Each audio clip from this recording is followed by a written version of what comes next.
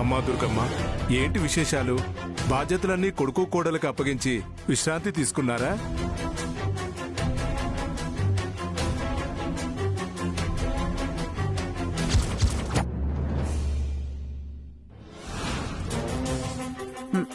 అది ఎక్కడ స్వామి?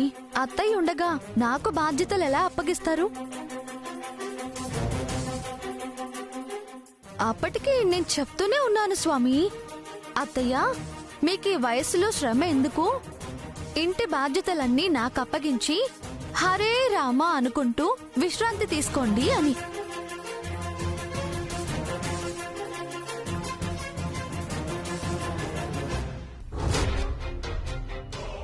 కానీ మా అత్తయ్య వింటే కదా.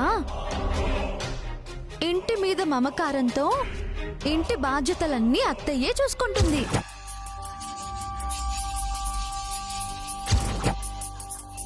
దానికి తోడు లేనిపోని టెన్షన్లు అన్నీ తెచ్చుకుని నెత్తిన పెట్టుకుంటుంది. ఒక్కోసారి అత్తయ్య పడే టెన్షన్లు చూస్తుంటే నాకే బాధేస్తుంది స్వామి. అదేంటి దుర్గమ్మ, పెళ్ళైన సంవత్సరానికి కోడలికి బాధ్యతలు అప్పగించాలి కదా?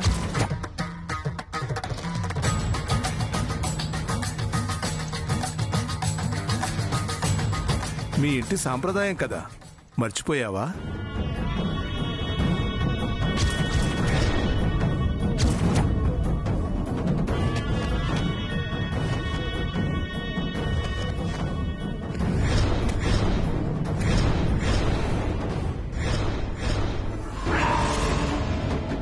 మీరు చెప్పేది నిజమా స్వామి? అవునమ్మా, ఈ ఇంటికి వచ్చిన కోడలికి ఏడాది తిరిగేలోపే ఇంటి బాధ్యతలు అప్పగించడం అత్తగారి బాధ్యత.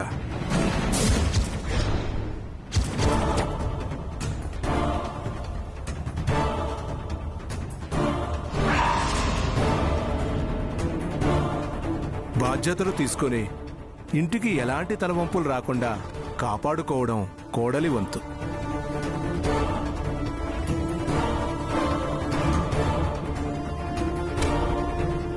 ఇది ఇంటి అత్తాకోడళ్ల మధ్య తరతరాలుగా వస్తున్న సాంప్రదాయం.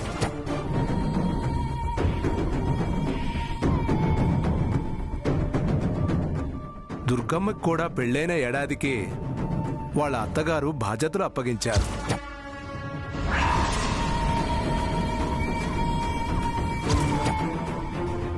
అలాగే దుర్గమ్మ కూడా తన కోడలైన నీకు ఈ ఇంటి తాళాలు, పరువు ప్రతిష్టలు నీ చేతిలో పెట్టాలి.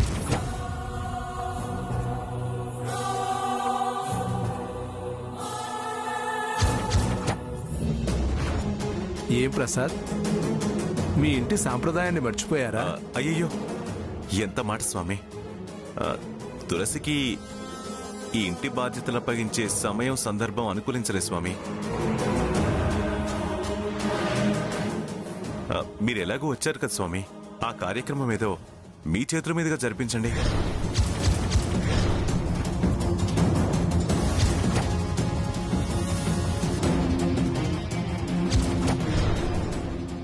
రేపు చాలా మంచి రోజు. రేపు ఆ కార్యక్రమం మా చేతుల మీదుగా మేమే జరిపిస్తాం.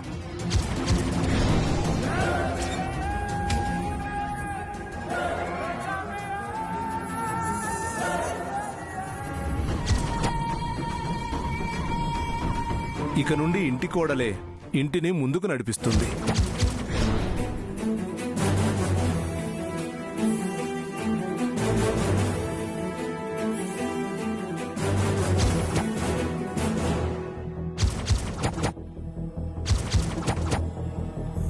అయితే ఇక నుండి ఈ ఇంటికంతా నేనే అన్నమాట.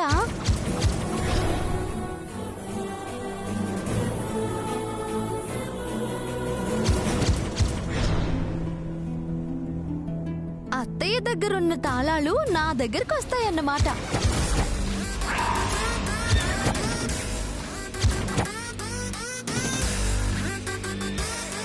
ఇంట్లో ఏవి ఎక్కడెక్కడ ఉండాలో, ఎవరిని ఎక్కడ పెట్టాలో, ఎవరెవరికి ఏ అప్పగింతలివ్వాలో అన్నీ నా అధీనంలో ఉంటాయన్నమాట.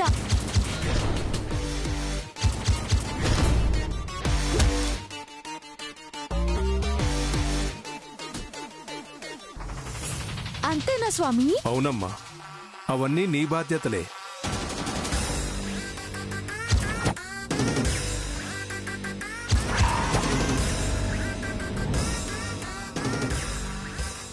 రేపే అన్ని సాంప్రదాయబద్ధంగా జరిపిస్తాం.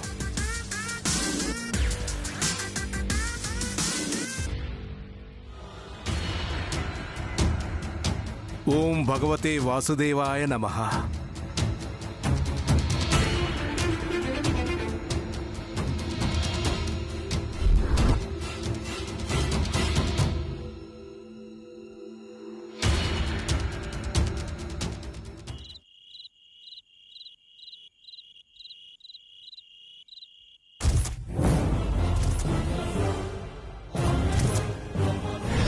అయితే ఇక నుండి ఈ ఇంటికంతా నేనే అన్నమాట. అత్తయ్య దగ్గరున్న తాళాలు నా దగ్గరకు వస్తాయన్నమాట. ఇంట్లో ఏవి ఎక్కడెక్కడ ఉండాలో, ఎవరిని ఎక్కడ పెట్టాలో, ఎవరెవరికి ఏ అప్పగింతలివ్వాలో అన్నీ నా అధీనంలో ఉంటాయన్నమాట. అసలేంటత్తయ్య నీ ఉద్దేశం? పొద్దున్న కులగురువులొచ్చి ఇంటి బాధ్యతలు ఇంటి కోడలకే అప్పచెప్పాలంటే ఏం మాట్లాడకుండా నుంచున్నావేంటి? అంటే నీ ఆలోచన ఏంటి? దాన్ని ఇంటి కోడలిగా అంగీకరించి తాళాలు దానికి అప్పచెప్పేద్దాం అనుకుంటున్నావా? నిన్నే నమ్ముకున్న నా పరిస్థితి ఏంటో ఒక్కసారైనా ఆలోచించావా? నేను ఇన్ని మాట్లాడుతున్నా ఏం మాట్లాడవేంటత్తయ్యా? అంటే రేపు కులగురువుల సమక్షంలో ఇంటి బాధ్యతలు దానికి అప్పగించి చేతులు దులిపేసుకుందాం అనుకుంటున్నావా? ఆపు.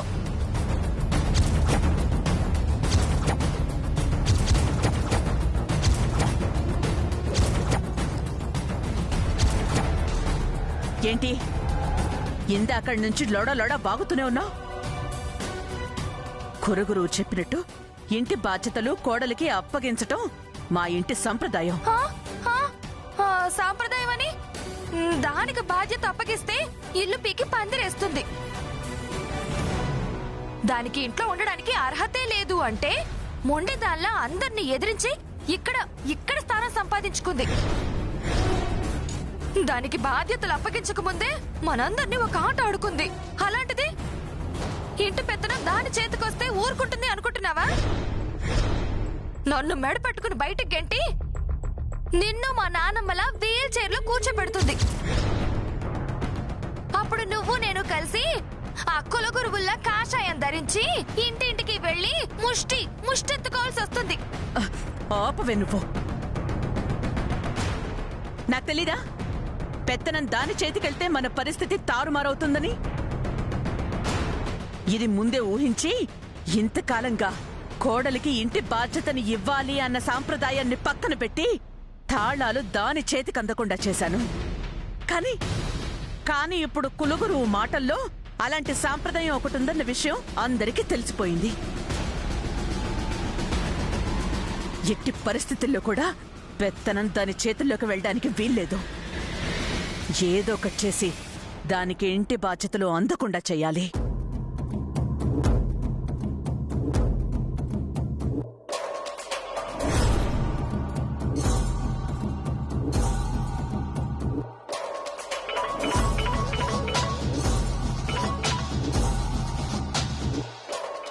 సింధు ఏంటి ఈ టైంలో ఫోన్ చేస్తోంది? హలో ఆంటీ, నేను సింధుని. చెప్పమ్మా, ఏంటి ఈ టైంలో ఫోన్ చేసావు? మీతో మాట్లాడాలనిపించింది ఆంటీ, అందుకని చేశాను. మిమ్మల్ని ఏమన్నా డిస్టర్బ్ చేశానా? చచా, అలాంటిదేం లేదమ్మా. చెప్పు, భోంచేసావా? చేశానంటీ. మీరేంటి డల్ గా మాట్లాడుతున్నారు? ఏం జరిగింది? అదేం లేదురా. పర్వాలేదాంటీ, నేను మీ మనిషిని అనుకుంటేనే చెప్పండి. నాకు చేతనైన సాయం చేస్తాను, లేకపోతే లేదు. చచా, అవేం మాటలు సింధు. నువ్వు నా ప్రాణాలు కాపాడిన దానివి. నువ్వు నా మనిషివి కాపాడమేంటి? నాకొక చిన్న సమస్య వచ్చింది. అది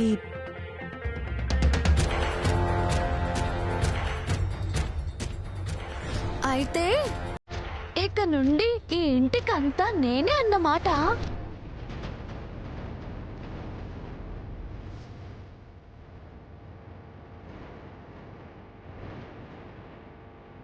ఓ అంతేనా?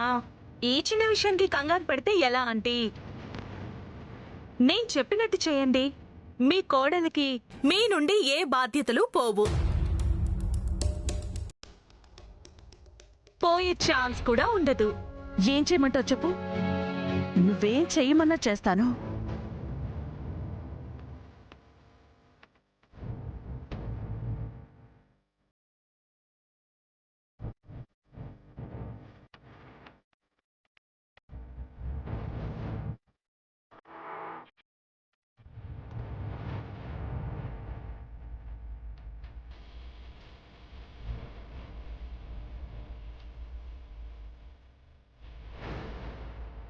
ఇలా చెయ్యండి చాలు, మీరే గెలుస్తారు.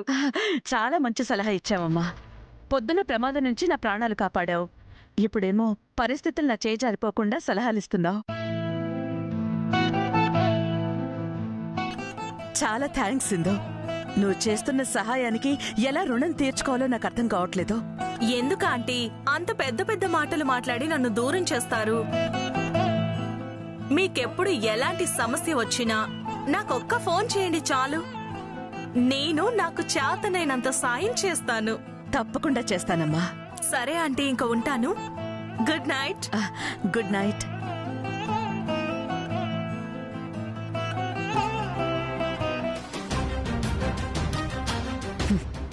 సింధు చెప్పిన ప్లాన్ ప్రకారం చేసి తులసికి ఈ ఇంటి బాధ్యతలు అందకుండా చేస్తాను.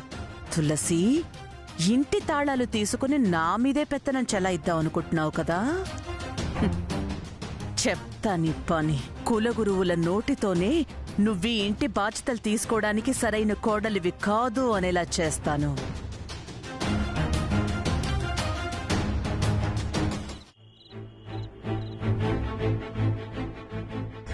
ఈ ఇంటికి వచ్చిన కోడలికి ఏడాది తిరిగేలోపే ఇంటి బాధ్యతలు అప్పగించడం అత్తగారి బాధ్యత.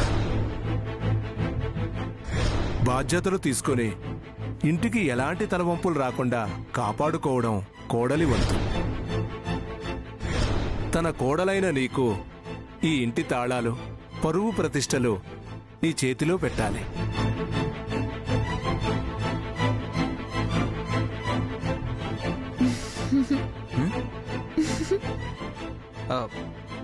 ఏంటి తులసి, నీలో నువ్వే నవ్వుకుంటున్నావు?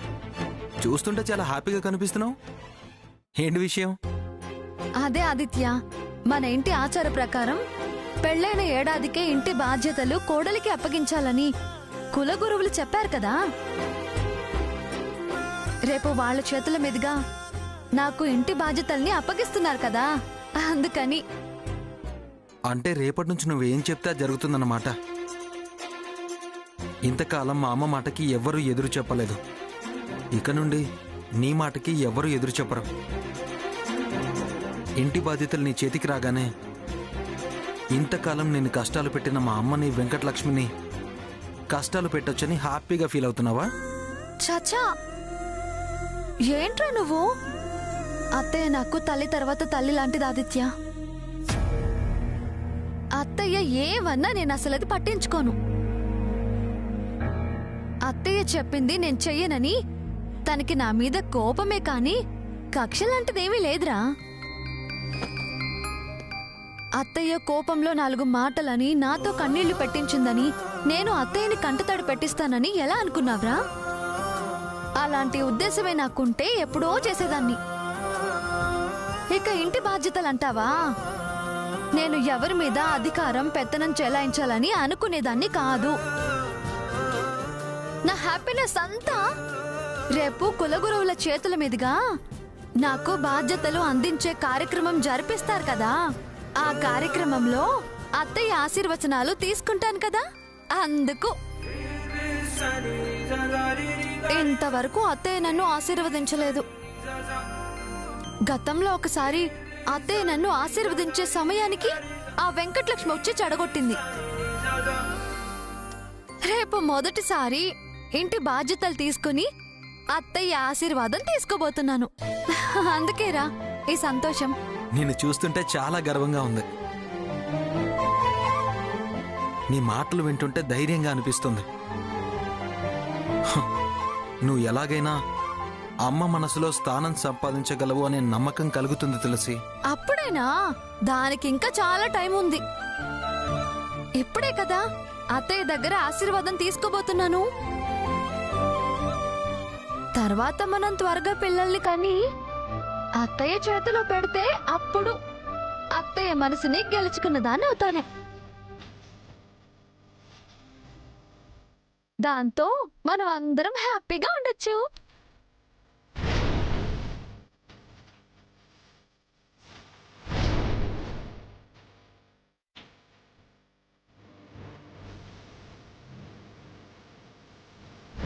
తనకి పిల్లలు పుట్టే అవకాశం లేదు.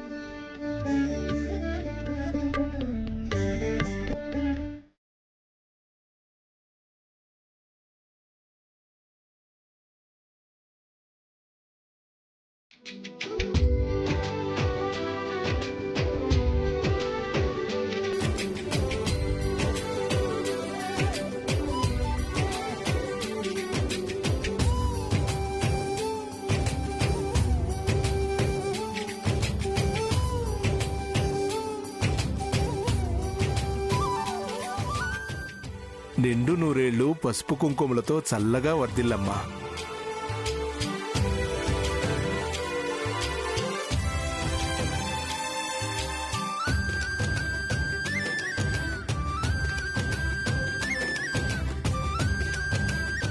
నిండు నూరేళ్లు పసుపు కుంకుమలతో చల్లగా వర్ధిల్లండమ్మా. దీర్ఘాయుష్మాన్ భవ. మీరిద్దరు రండి.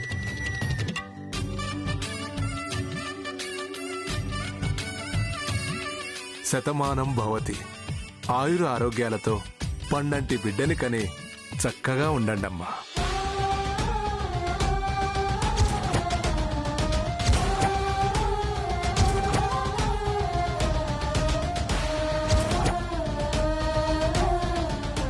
ఈ క్షణం నుండి 1:25 అద్భుతమైనటువంటి కాలం ఉంది. శుక్ర మహాదశ నడుస్తోంది.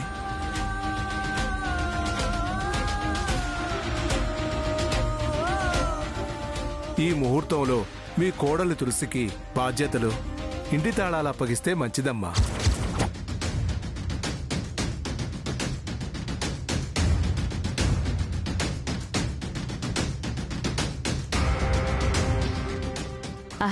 ఒక్క నిమిషం స్వామి. నేను ఒకసారి వెళ్ళి భగవంతుణ్ణి ప్రార్థన చేసుకుని వస్తాను. ఎందుకు దుర్గమ్మ? మా మీద నమ్మకం లేదా? అయ్యో, అపచారం అపచారం. అలా ఎందుకంటాను స్వామి? నేను కూడా ఒక్క క్షణం ప్రశాంతంగా ఆలోచించుకోవాలి కదా.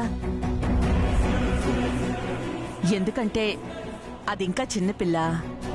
బాధ్యతలు అప్పగించే ముందు బాగా ఆలోచించే నిర్ణయాలు తీసుకోవాలిగా స్వామి. అందుకే నేనొక్కసారి ఆలోచించి భగవంతుణ్ణి అంతా మంచి చెయ్యమని కోరుకునొస్తాను.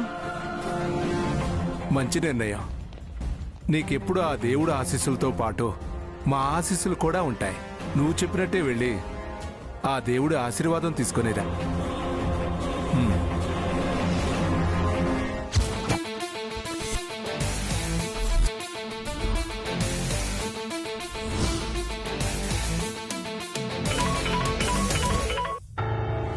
హలో, హలో సింధు, చెప్పండి ఆంటీ.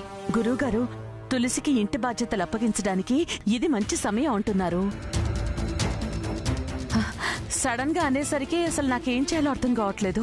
ఆంటీ, మీరేం కంగారు పడకండి, నేనున్నాను కదా. నేను చెప్పినట్టు చేయండి. మీ దగ్గర బ్లూటూత్ ఉందా? ఉంది. అయితే మీరు ఆ బ్లూటూత్ చెవిలో పెట్టుకొని ఎవ్వరికీ కనపడకుండా కవర్ చేయండి. నేను లైన్లోనే ఉంటూ అక్కడ జరిగింది మొత్తం వింటూ ఇక్కడి నుండి డైరెక్షన్స్ ఇస్తాను.